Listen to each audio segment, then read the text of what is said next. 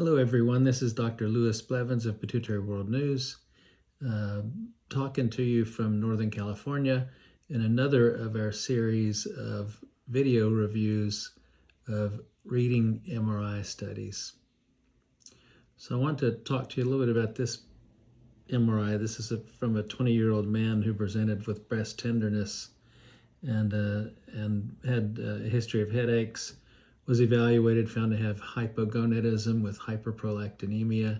His prolactin level was markedly elevated at 2,286, and his MRI is as demonstrated. Now, if you remember in the past, I've talked about finding the carotid siphon here and here on that side and here on this side to identify where the pituitary gland is supposed to be. If you go up here, this is the visual pathways or the optic chiasm. It's entirely normal. And this is a fusiform dilation that's somewhat irregular, if you will, of the pituitary gland. Now, what you don't see on the video that I see better on my screen is that this is an enhancing area here on this part of the pituitary. So this would be the pituitary gland, and then this part here that I'm circling is actually the tumor. Now, as we move back and forth on these images, you get to this part here and you see this is still globular. That's the tumor. This is the pituitary stalk that is deviated to the left.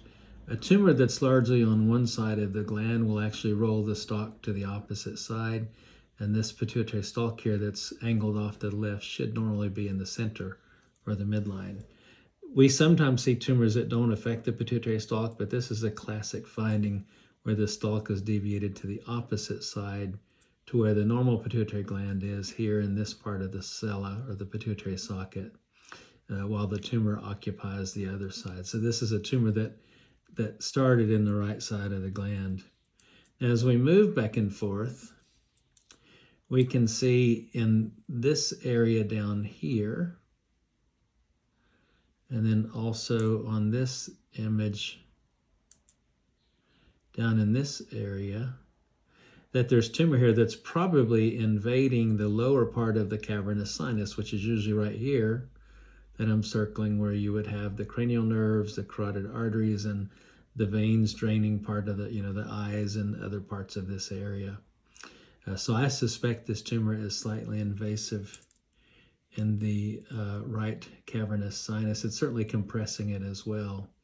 One other little interesting incidental finding is this is a nasal polyp here, or a sphenoid sinus polyp.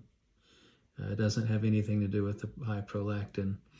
But again, I think this is a good demonstration of stalk deviation, cavernous sinus invasion due to a macroadenoma of the pituitary gland producing prolactin. And you can see the visual pathways well throughout this study. Up here, the optic nerves coming on back to form the chiasm, and then the optic tracts that are separated here.